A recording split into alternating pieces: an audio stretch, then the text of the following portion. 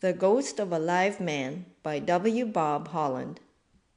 We were in the South Atlantic Ocean, in the latitude of the island of Fernando Noronha, about 40 degrees 12 minutes south, on board the bark H.G. Johnson, homeward bound from Australia.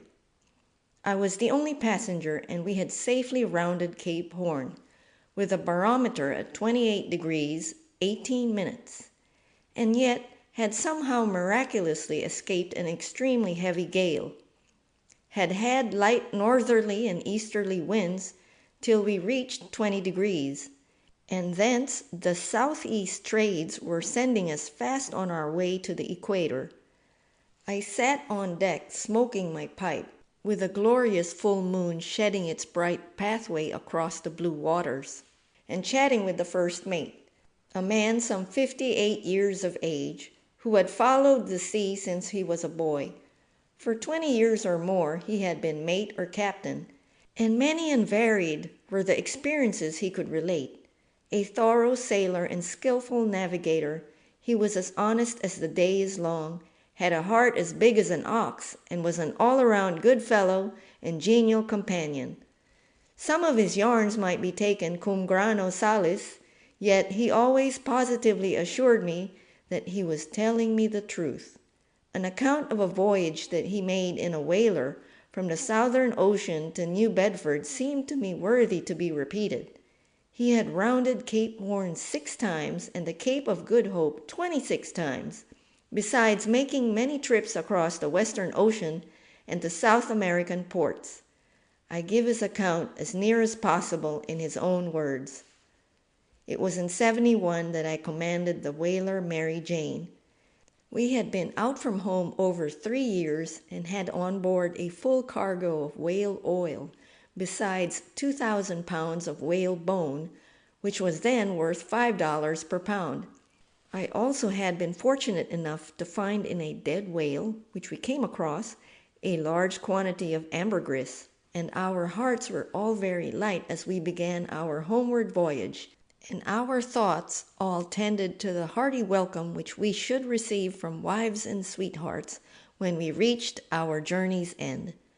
Many a night as I lay in my berth, I had thought with great pleasure of the amount of money that would be coming to me from the proceeds of our voyage when we arrived in New Bedford.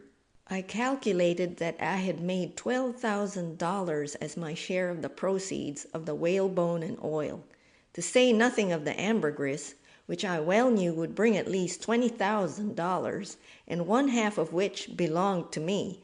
You can therefore imagine that I was well pleased with myself as we went bounding along through the southeast trades.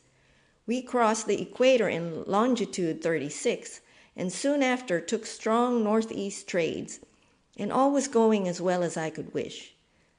We had put the ship in perfect order, painted her inside and out, and you would never have recognized her as the old whaling ship that had, for 3 years, been plying the Southern Ocean for whales. Never shall I forget an old bull whale that we tackled about 2 degrees to the south of Cape Horn, but that is another story, which I will give you another time. We had just lost the northeast trades and were entering the Gulf Stream. I sat in my cabin with my chart on the table before me rolled up.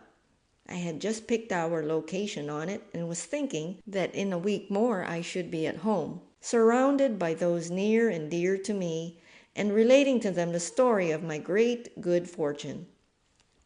It was always my custom to work up my latitude and longitude about 4 o'clock in the afternoon, and then after supper pick off her position on the chart, have a smoke, and perhaps just before retiring a nip of grog.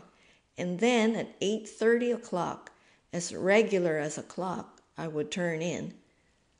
I am a great smoker, and this day I had been smoking all the afternoon, besides having had 2 or 3 nips. We had a dog on board whom we called Boatswain, who had been out with us all the voyage, and who was afraid of nothing. He had endeared himself to every man on board. And when Boatswain took water, something very serious was in the wind. This night, as I sat in the cabin, I heard a most dismal howl from Bosun and called out to the mate to know what was the matter with the dog. He replied that he reckoned some of the men had been teasing him, and the occurrence soon passed from my mind.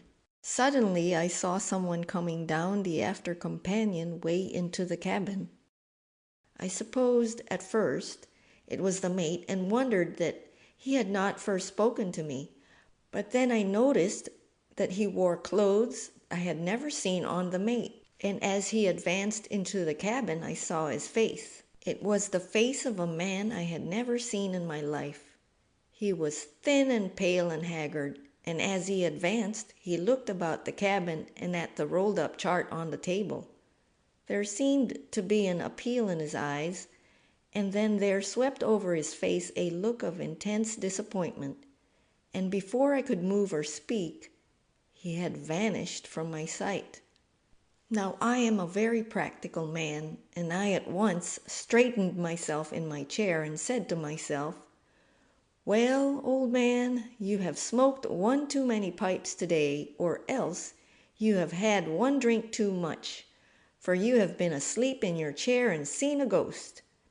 I was quite satisfied that I had had a dream, especially as I called to the mate and asked him if he had seen anyone come below. He said no, that he had not left the deck for the last hour, and the man at the wheel, directly in front of the door, was sure no one had entered the cabin.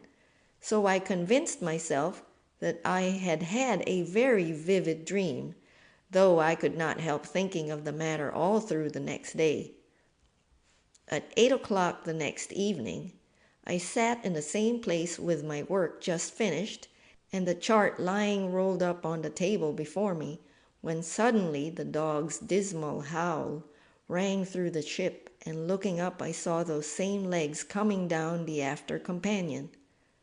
My hair fairly stood on end, and yet today surely I was wide awake. I had only smoked one pipe all day, and had not touched a drop of liquor. The same wan, emaciated figure walked into the cabin, glanced inquiringly and appealingly at me, and again there spread over his face that look of utter disappointment, as if he had sought something and failed to find it, and again he disappeared. I rushed on deck to the mate and told him all I had seen during the last 2 nights, but he made light of it and assured me I had been asleep or smoking too much. He did not like to suggest that I had been drinking. Still, I could see that the thought that came into his mind was, "The old man has seen him again." I gave up trying to convince him, but requested that the next night from 8 to 8:30 he should sit with me in the cabin. How the next day passed I cannot tell. I only know that my thoughts never left that ghostly visitant, and somehow I felt that the evening would reveal something to me and the spell be broken. I made up my mind I would speak to the thing, whatever it was, and I felt a sort of security in the presence of the mate, who was a daring fellow and feared neither man nor the devil. Neither rum nor tobacco passed my lips during the next day, and 8 o'clock found the mate and I sitting in the cabin, and this time the chart lay open on the table beside us. Just as 8 bells struck, the dog's premonitory wail sounded, and looking up we both saw the figure descending the cabin stairs. We both seemed frozen to our seats, and the strange weirdness of the whole proceeding cast the same spell over the mate and me alike, and we were both unable to move or speak. Slowly the figure proceeded into the cabin and glanced around without a word, but with the same expectant look on his face. His form was even more wasted, his cheeks sunken, and his eyes seemed almost out of sight, so deeply were they set in their sockets.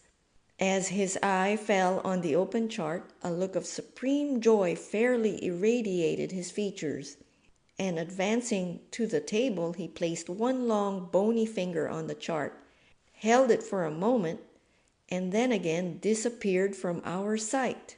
For 5 minutes after he had left us, we sat speechless. Then I managed to say, "What do you think of that, Mr. Morris?" "My God, sir, I don't know, it's beyond me." Then my eyes fell on the open chart, and there, where the finger had been, was a tiny spot of blood, exactly on the point of longitude 63 degrees west and latitude 37 degrees north. We were then only about 50 miles distant from that position, and immediately there came to me the determination to steer the ship there. So I laid her course accordingly and posted a lookout in the crow's nest. At 5 o'clock in the morning, just as the east began to grow gray, the lookout called out, "Boat on the lee bow," and as we came up to it, we found 4 men in it, 3 dead and 1 with just a remnant of life left in him. We sewed the 3 bodies in canvas and buried them in the ocean, and then gave all our attention to restoring life to the poor, emaciated frame, which I then recognized was the very man who for 3 successive nights had visited me in my cabin. By judicious and careful nursing, life gradually came back to him, and in 4 days' time he was able to sit up and talk with me in the cabin. It seems he commanded the ship Promise, and she had taken fire and been destroyed, and all hands had to take to the boats. 10 were in the boats at first, but their food had given out, and one by one he had seen them die, and one by one he had cast the bodies overboard. Finally, he lost consciousness and knew not whether his 3 remaining companions were dead or alive. Then he said he seemed in a dream to see a ship and tried to go to her for help. But just as he would be going on board of her, something would seem to keep him back.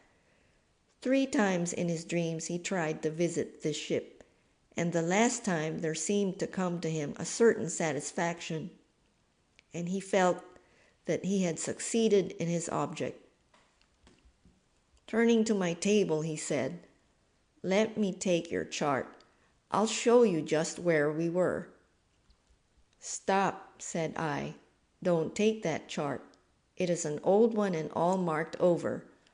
Mark your position on this new one." He took my pencil and knife and carefully sharpened his pencil. Then, taking my dividers, he measured his latitude and longitude and placed a pencil dot at a point on the clean chart. As he lifted his hand, he said, "Oh, excuse me, Captain. I cut my finger in sharpening the pencil and have left a drop of blood on the chart." "Never mind," said I. "Leave it there."